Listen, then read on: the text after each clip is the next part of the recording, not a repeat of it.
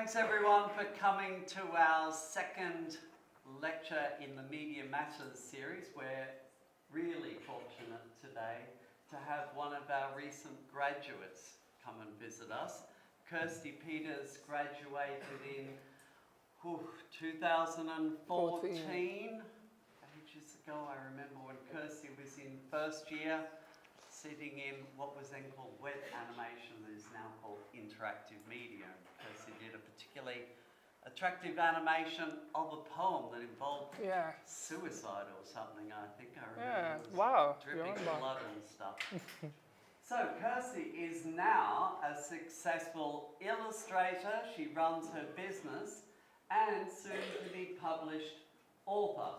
Kirsty studied creative writing as one of her studies and new media publishing, and she's brought both of those skills together with no doubt other skills that she's picked up in her course.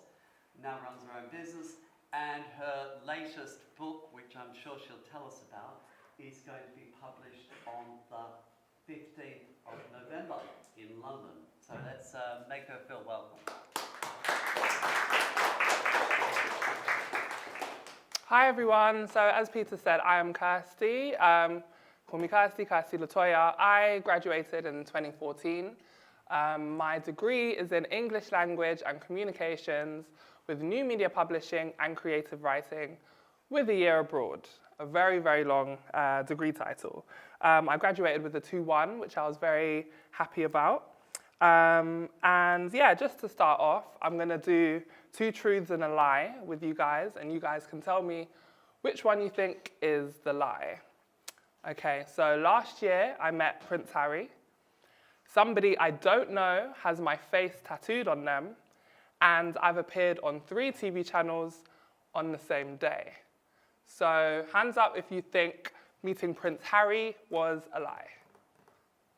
Nobody? Okay. Hands up if you think somebody I don't know has my face tattooed on them. Okay. And the last one, I've appeared on 3 TV channels on the same day. Put your hand up if you think that's a lie. Okay. Well, I'll reveal the answer a bit later, so you have to pay attention. Okay, so my university experience. This is a picture of me in first year, looking very old school in the middle.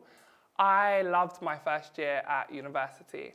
I decided to do my course because I was really passionate about English and media, and I wanted to merge them together, basically.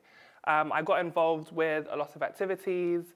I was involved in the ACS, the African Caribbean Society. We did a lot of events, things such as debates, game shows, comedy shows. This is a picture of some of us at one of the Big Clash events back in 2011, a really long time ago. So I got involved really heavily with social events in first year, which I think is quite important because it's important to get out there, to meet new people, to open yourself up to different experiences. I made a lot of friends by going to various events, speaking with people, networking. You never know who could help you or how you could help them, or just somebody to be a friend to you throughout your university experience. I did go to a lot of forum events. Back in my day, the forum was really good. There was a lot of events, a lot of raves, a lot of parties. I don't know how it is now. Is it good? No? Yeah, a little bit? Okay.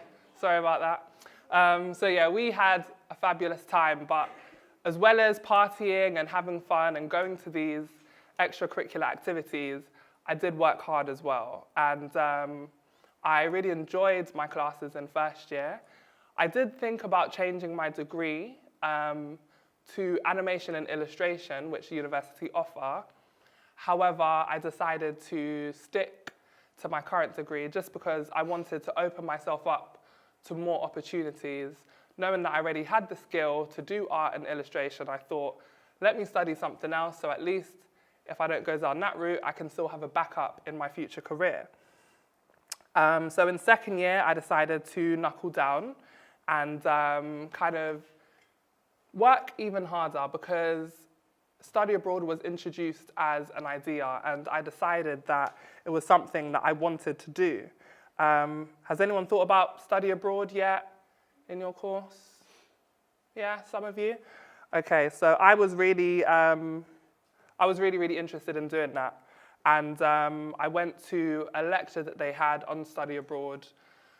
And I was really intrigued by moving to a different country and almost starting again, but experiencing new things. And I was able to go to America in my final year. So this illustration of me studying.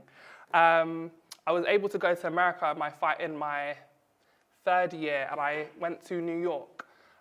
So in New York, I was in Long Island, and I was able to study art for the first time. I studied journalism. I did a media course and French, just because I wanted to study French.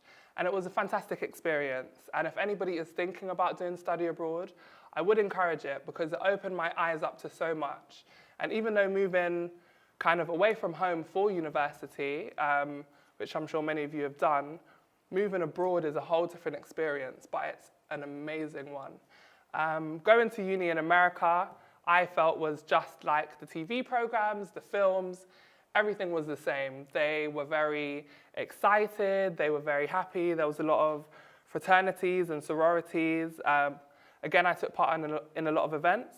This is me with my university's mascot, Wolfie, who is a sea wolf. Don't ask me what a sea wolf is. I'm not quite sure, but it's an animal type thing. So it was an amazing experience. And whilst I was abroad in New York, I was able to travel to places like Canada, Miami, New York, not New York, I was already there, and Jamaica, just because it was cheap to travel from somewhere that's closer. So I got involved in a lot of things in America as well. I was involved in a modeling show at the university. I took part in African Student Union debates and Caribbean Society organization events as well. And yeah, it was a fantastic experience. So when I moved back to Hertfordshire, it was coming back to reality, because this was my final year now where I had to knuckle down and make sure that I got the grades so I could graduate with what I wanted to graduate with. So when I came back again, there was some time for extracurricular activities.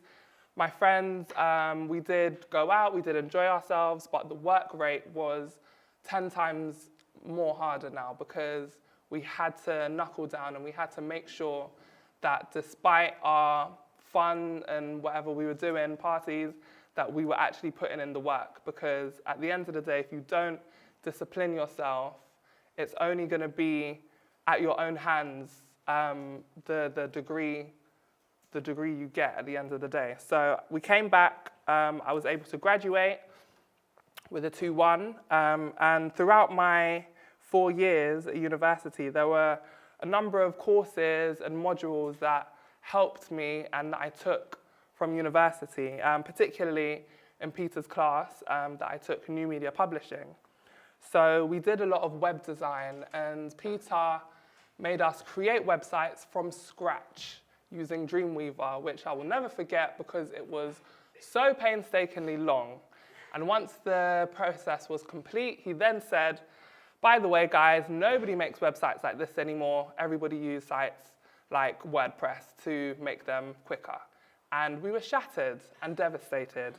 But it was good to have that unique skill of coding and being able to create something and be proud of the product at the end of it. So that is what I took into my life outside of uni. And using my web design, I was able to design my own website for my art. I did design for print as well in Peter's class. So I learned how to design flyers, leaflets, all sorts of things. And that's also another skill that I took, and I was able to produce such things for clients, for myself. So that really helped. Animation, which Peter mentioned briefly. I used my illustration skills in my animation, and it really helped the project. I believe I got a really good grade on that one, so I was very proud. I did creative writing as one of my minors as well.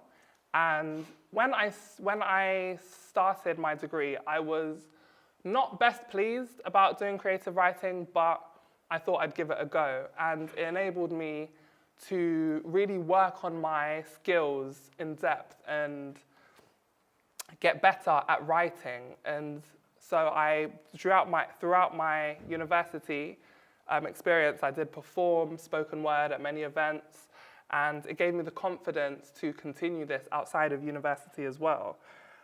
In my English language, that was my major. I did modules like clinical linguistics, language and gender, child language, all of which have helped me and that I have used in certain ways outside of uni. Having that English language skill was paramount to me for things like writing, communication, accessing grants and funding, and being able to manipulate my words, being able to project myself in a professional way. All of these things contributed. So when I left university, I didn't go straight into a graduate job, and I just want everyone to know that that is okay. When you graduate, a lot of you will not immediately go into a graduate role, paying loads of money in the next month or two. Sometimes it takes a while. I was working at Ocado, which is literally just across the way from the uni. I was just doing a customer service job, nothing exciting. But that was the first job that I got, so I worked really hard, saved up loads of money, and I decided to then quit that job and travel America for 2 months. And the reason I did that was because being at uni for 4 years, it was a very, very long time. And sometimes you do need a break. You need to celebrate what you have achieved. You need to travel the world, because sometimes people go into these long careers and they're not able to take that time off. So if you're thinking about traveling, I would say try to travel as much as you can throughout your university experience and straight after. If you want to take a year out, I would highly, highly recommend it, because it's so good to be able to become one with yourself, to get to know yourself more before you commit to these big jobs. So I went to New York, California, Atlanta, and Miami. These are some of my pictures, and it was an amazing experience. I went with 2 of my friends that I met in university, who I'm still friends with now, and we literally just traveled and backpacked and made friends, did so many amazing things, went to Disneyland, which was amazing because I always wanted to go as a child. Went to the Statue of Liberty, we saw the stars, we did so much, and it was so refreshing. And it was on this break where I decided that I wanted to get into art properly. So I decided to buy my iPad on this trip. So I've always been passionate about art, and me buying my iPad was just so I could have something to draw on as I just traveled around. I'd seen an artist on Instagram who was drawing on her iPad, so I decided that that's what I was going to do. So I bought my iPad and I taught myself digital art. Before this, when I was working at Ocado, I was actually drawing on my phone, where I used to use a little stylus, and phone screens are not that big, as I'm sure all of you know, so I was quite limited. So when I bought my iPad, I was able to explore more ideas and to improve my skill. So I began to draw more, and this is when the birth of Kurz Art, my illustration company, started. I began to branch out and offer my illustration services to other people, to businesses, and one of the first people I worked with was the Marfan Trust, and I became an illustrator for them, illustrating various materials, particularly for children. The Marfan Trust is a charity that works within St. George's Hospital, and they support research into Marfan syndrome, which is a genetic condition. So I worked closely with them. That was kind of my first, if you want, graduate job or graduate role that I participated in. I then went into teaching. I taught in primary schools, I taught art classes and art clubs, and I used my skills I'd learned throughout my degree and afterwards to be able to adapt in that classroom environment. I really loved my job, and it was amazing. At the same time, I, as I said, was offering personalized commissions to people. So somebody would send me a picture of them, their mum, their dad, their dog, and ask me to draw it, and that's what I would do. So this is an example. Somebody in America had found a really old picture of their mother and wanted me to bring some life into it. So that was a picture and that was my illustration. So I began to branch out more and get more involved into the art world using the skills that I had developed. And in September 2016, so this is 2 years after graduating, I participated in my first exhibition, which was called Unmasked Women. And Unmasked Women was an exhibition about mental health in the Black community, and it highlighted the stigma that is surrounding the issue. And I was chosen to exhibit 2 of my pieces. The top one is called Mood, and the bottom one is called The Face Behind Depression. And I exhibited these pieces because I thought it was important to shed light on this issue. Just a few months previous, I'd created these images, and these were done through my own mental health experiences and the things that I'd gone through, suffering with depression and anxiety for a number of years. So I decided to turn my experiences into something that could be put out into the world and that could be shared. So the first image at the top of the screen, I put that out in March of that year, 2016, and the image went viral all over the internet. And this is what started to get me a lot of press and a lot of coverage about my mental health art, because it drew people into the message that I was trying to spread.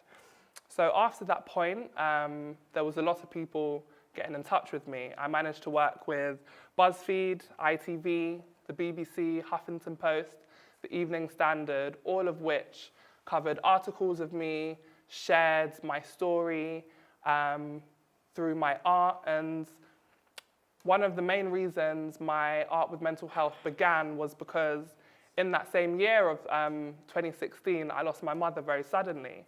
And I turned to art as a means of art therapy to deal with and process my grief. So the art that I was creating, it was very passionate and it was from a very deep place. And all of these brands started to get in touch with me. My social media started to grow, which I started to actively work on once I realized that I was becoming somewhat of a public figure. I have my own profile on the Huffington Post, which is amazing, where I've been featured 4 times by them, and I have my own blog as well. The first time I spoke about my mental health art publicly was on BBC Breakfast News, and that was a shock to a lot of families and a lot of my family and friends, because they didn't know that I had dealt with or gone through any types of mental health issues. So I decided to come up very publicly and speak about what I'd gone through. Speaking to the media, the press about my art, it enabled me to have more confidence. I did more interviews, and then I also started doing public speaking events. I would travel around universities around England, speaking about breaking the stigma of mental health, particularly in BAME communities. And I would exhibit my art and show them that no matter what you're going through, you can get through it, and to find ways to deal with mental health issues, depression, anxiety, in positive ways and positive outlets.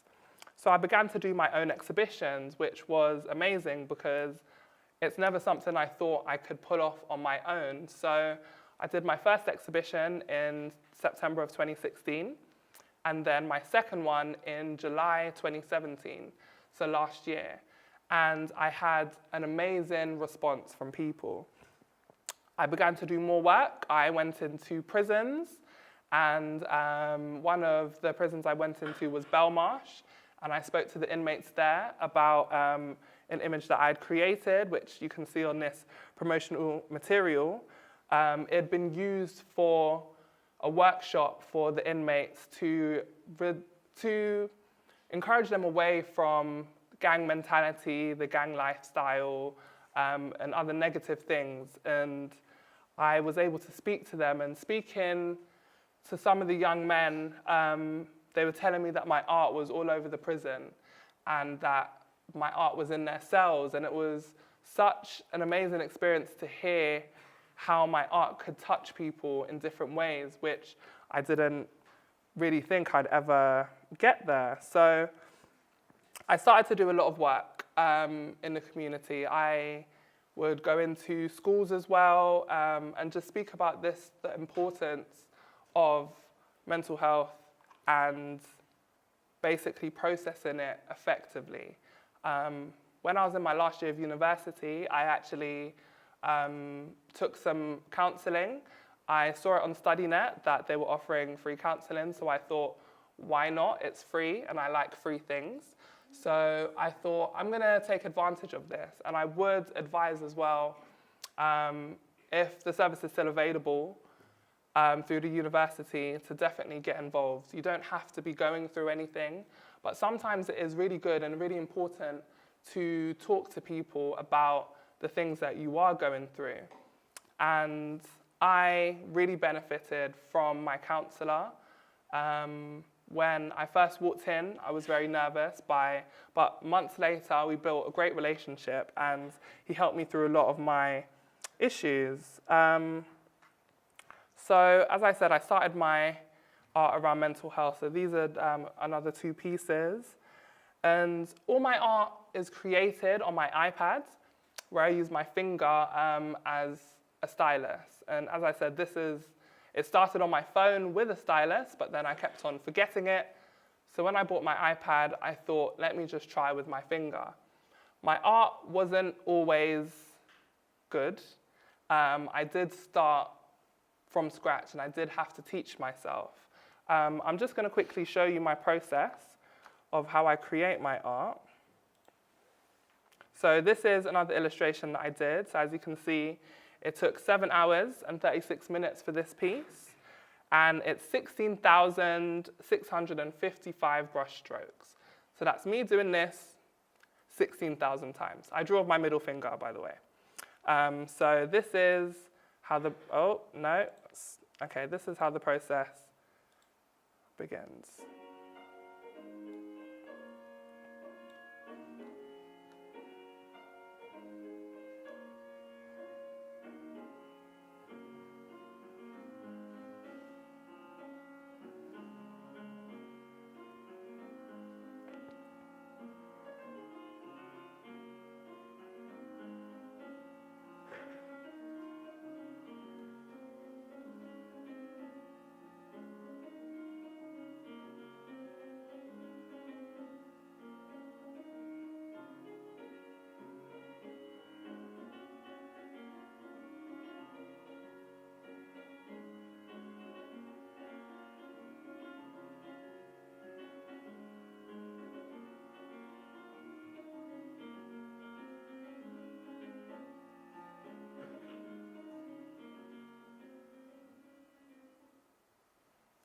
So that's one of my pieces, and I'll just quickly show you another one. So this is Maya Jama that I drew.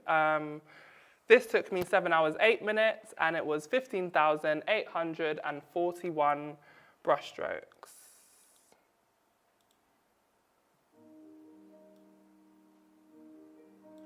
So a lot of the time I start with the shapes, and then I build my way up looking at the reference photo, trying to draw it as similar as possible to the original.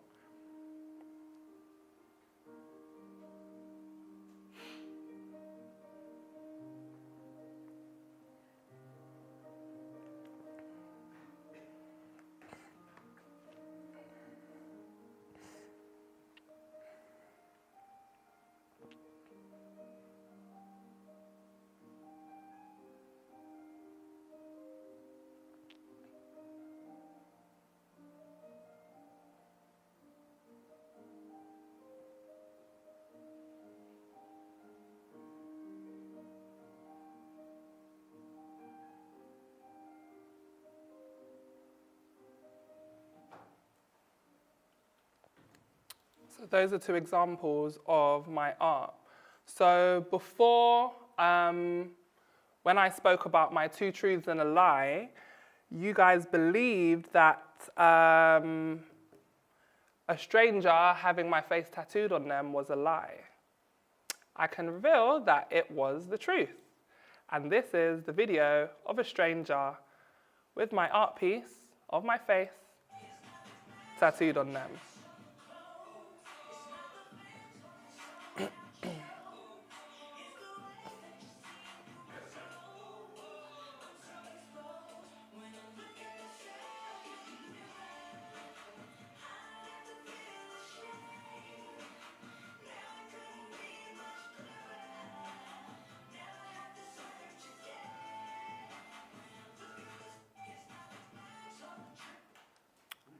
So that was definitely a crazy experience. One of my followers had messaged me saying, "Do you know that somebody has your art tattooed on them?" To which I replied, "What?" I went onto the person's Instagram, and when I saw this video, I genuinely couldn't believe it. That is a self-portrait that I did, that I've spoken about, the one that I put out and that went viral. So this woman in America had seen this art piece and she'd related to it so much that she decided to tattoo it on her arm. And that is not a small piece of art at all. So I decided to reach out to her and obviously introduce myself as the artist. She didn't actually know that it was me that had created the art. She said that she'd looked online for the creator and she just couldn't find who it was. So we spoke about kind of the reasons behind why she decided to tattoo this piece on her, and she spoke to me in depth about the things that she'd been through, struggling with her kids as a single parent, her own mental health issues, and how she felt a lot of the time that she had to put on a mask just so she could get by in life, just so she could feed the kids, go to work, come back home and be a super mum that everyone expected her to be. And it was just so touching listening to what she had been through and how important basically my art was. So to touch on the other two truths or lies, I was on 3 TV channels in one day. So the lie was that I met Prince Harry, which none of you thought was a lie. I do hope to meet him one day. So the 3 TV channels, Mental Health Awareness Week last year, I appeared on ITV News,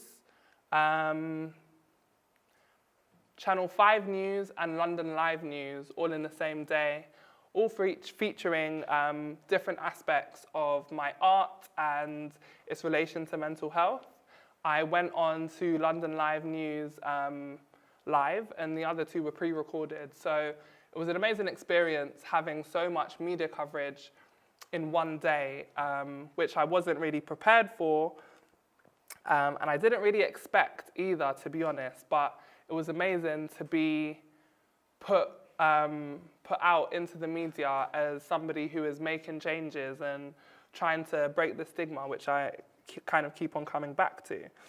So I'll just show you some more of my art that I create.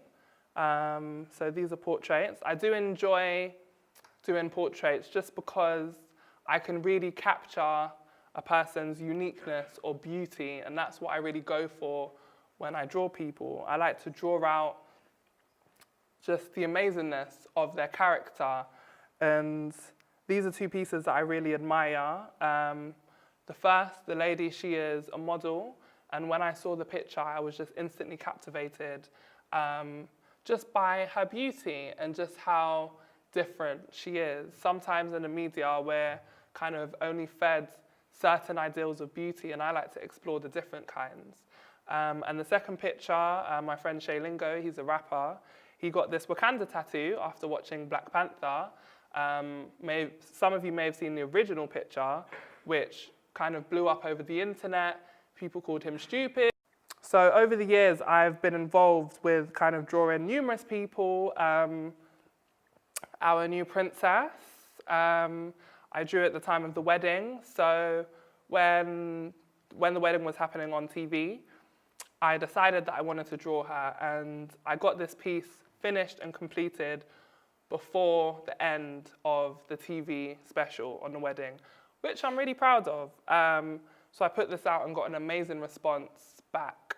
The other illustration is Winnie Harlow, who is a model with vitiligo, and she is one of my main muses for a lot of my pieces because of the difference in her beauty and the fact that she champions being so different and loving your skin and loving kind of who you are. And I think that's important in all aspects. And these are just some more pieces. So I've been involved in a lot of projects. I've also run art therapy workshops in universities, which aims to explore people's past experiences and how they view themselves in the world. I've used a lot of my skills to enable me to have a career as an illustrator and kind of spoken word artist and motivational speaker. I have participated in numerous exhibitions around England. I was also in an exhibition in San Francisco. I wasn't able to travel out there, but my art was exhibited in a gallery, which was amazing. So that was my first ever international exhibition. And recently, I was invited by the Prime Minister for a reception at 10 Downing Street, where I met Theresa May and presented her with this art piece, which is now the cover of my new book as well. At the reception, I was able to speak and network with a lot of people. I was kind of dropped in a room by myself, and this is why the importance of networking is so vital and something that you need to start working on now. Having the confidence to go into a room full of strangers and introduce yourself is something that you may have to do in future, especially if you're thinking about working in the media industry or similar jobs. You need to be able to have the confidence, because when you exude confidence, people can see and people will respect you more and kind of flock to you. And I went into 10 Downing Street and I spoke to every and anybody I could. All the famous people that I recognized, I introduced myself, I gave them my business card, and I also found out a little bit about them. When networking, it is important to listen to other people as well. It's not all about, hi, my name is this, I do this. Sometimes you have to take kind of a slow approach as well. And it is really important to try to talk to your peers. So I don't know how many of you are friends in here, but being able to speak to somebody that you don't usually is so, so important. And when you get the opportunity to do group work, I would also suggest to work with different people each time. Because if you keep on working with your friends, you're not going to be able to learn new things about people. Sometimes putting myself into difficult situations with people I don't know has given me amazing results, which I've never expected. And sometimes you do have to make yourself uncomfortable for the time being, just for the greater good. So this brings me on to my book. So I have an art and poetry book, which has been published, and I have it here today. So this is the book. So now, to add to my list of other accomplishments, I can now say I'm a published author, which is amazing. So the book is an art and poetry book.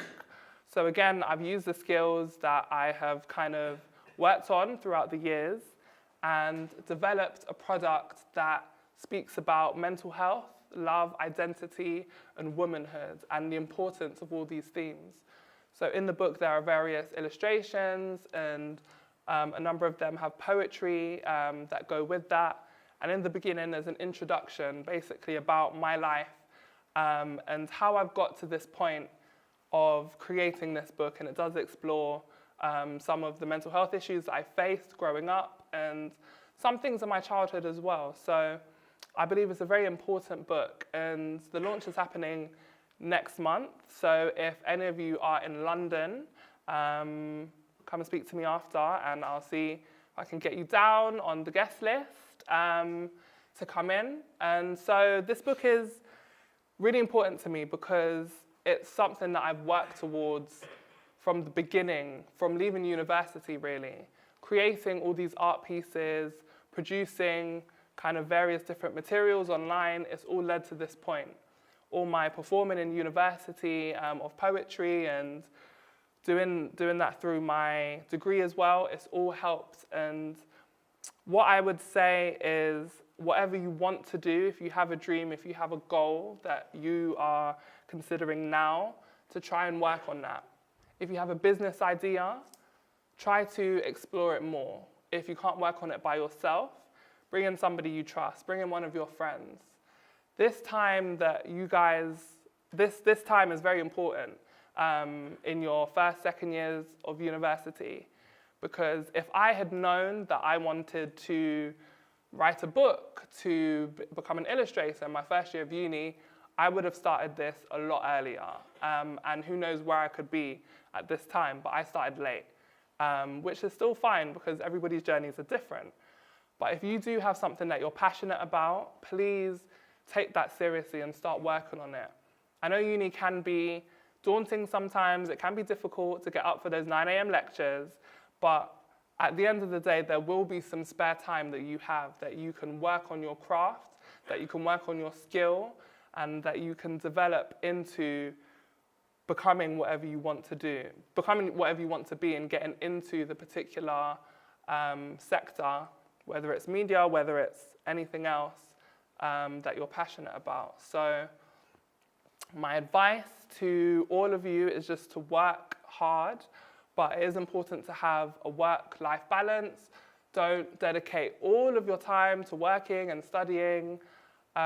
Please have some fun, have some you time, spend time with your friends, make connections, make memories, because some of the people that you're sitting next to now could be lifelong friends, which is what I found. There's people that I made friends with in 2010 when I started university, and 8 years later, we're the best of friends. So that is my advice to you guys. I'll now open up the floor for any questions, if anyone has any. Thanks a lot, Chelsea. That was great. Can we have some questions? Come on, don't be bashful. You're all journalism students, most of you. Journalists with a question? Jennifer, you must have a question, surely. Who's Jennifer? Huh? Who's Jennifer? Jennifer? No? Victoria? No. Me? Yeah. Misha. Misha. Misha. Misha, sorry, Yeah. Misha. I was calling you Jennifer last week too, I think. Was it hard, like, finding a concept to start your record? It wasn't hard because I was very passionate about the subjects that I mentioned, which it covers, so it was very organic. I guess the difficulty was putting it all together.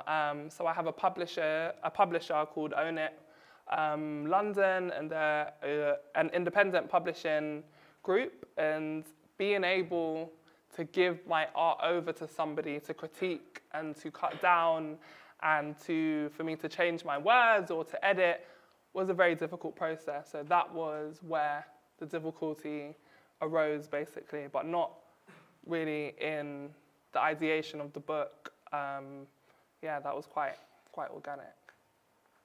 Tia? How long did the process of creating this fake book take? I would say about 2 years with everything. I started really knuckling down last year for the process. And yeah, so there was a lot of deadlines that were set. I had to get a lot of things in by a certain time. I had a designer that I was also working with. So I had to make sure that my part was complete in order for everything to run on time. So yeah, so this year's been the most busy. From January till September, I was just creating all my new content for the book. So that was quite a difficult time. And after, in the beginning of September, we sent the book to print, and I received copies of my book. I received copies of my book just over a week ago, and in 5 days I sold about 15 copies at events, which I'm very, very proud of because I was very scared about how people would receive the book, because it is unique, it is different being an art book. I was a bit worried about if people would like it, how people would react to it. So getting such a good response already has been amazing. And yeah, I have a copy here if anyone wants to look at it at the end as well. Yeah.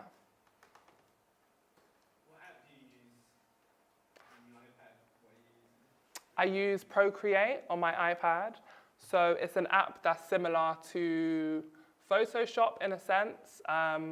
So it's blank pages, loads of brushes, and just different tools that you can use to manipulate the colors. Another person who's not Jennifer. Sorry. If you could give advice to your first year self, what would you say?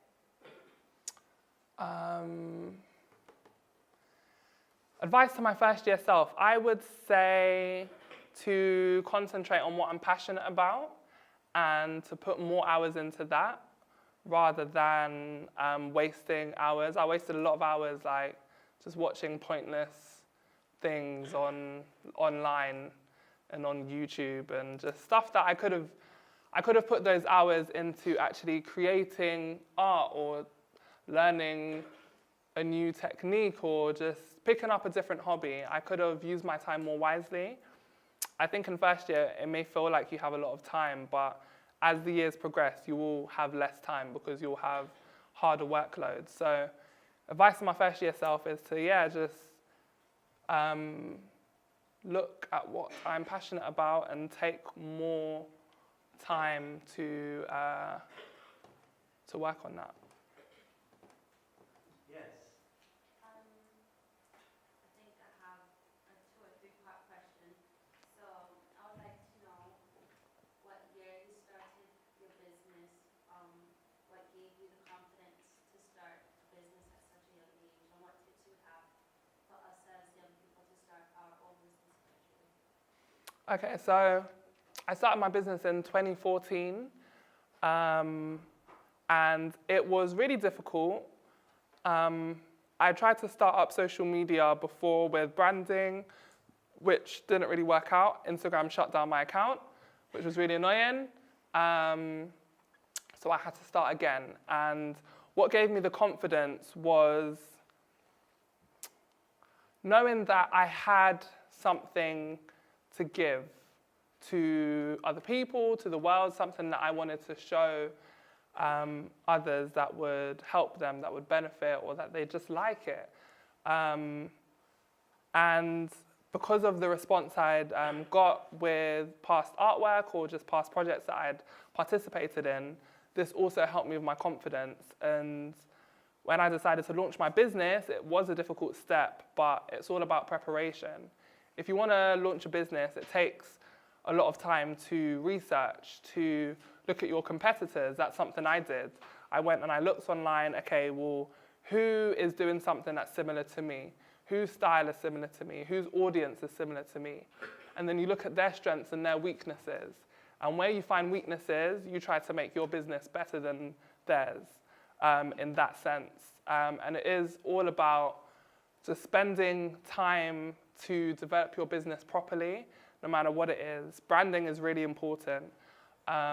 So I have a social media presence and I try to make sure that all of my accounts link up. I try not to tweet any controversial things or post any controversial things that people could, years down the line, come and attack me for.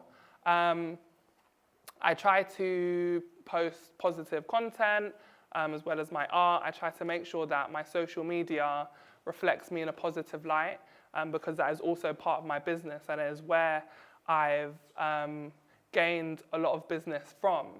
A lot of the time people on Twitter have DM'd me, like ITV when I worked with them for the first time, somebody from their team DM'd me and asked me if I wanted to come on the news and I said, yeah, sure. So it's important to kind of build your social media as well around your business What was the last question you said? Tips? Tips for us if we wanted to start a business eventually. Yeah, I think just research is the main thing. You need to make sure that you know what you're getting into. If it's a business that you need funding, there are loads of different funding opportunities available.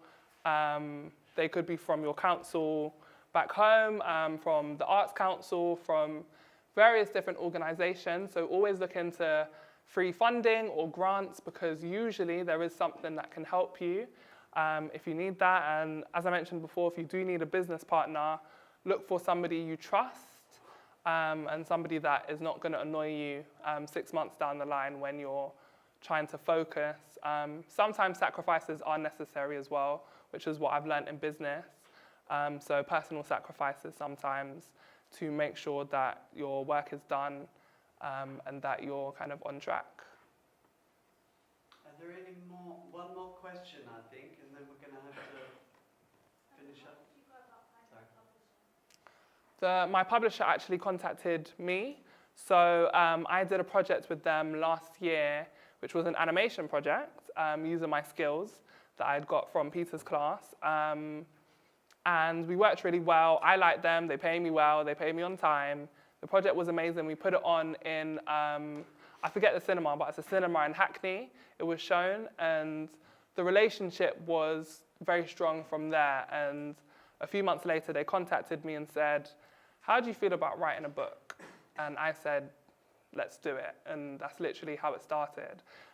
But for many authors or people interested in publishing a book, it is about reaching out to many publishers and trying to sell your work as best as you can, because it's not always as easy as somebody contacting you. So you have to put yourself out there so people can find you and so people can see your work.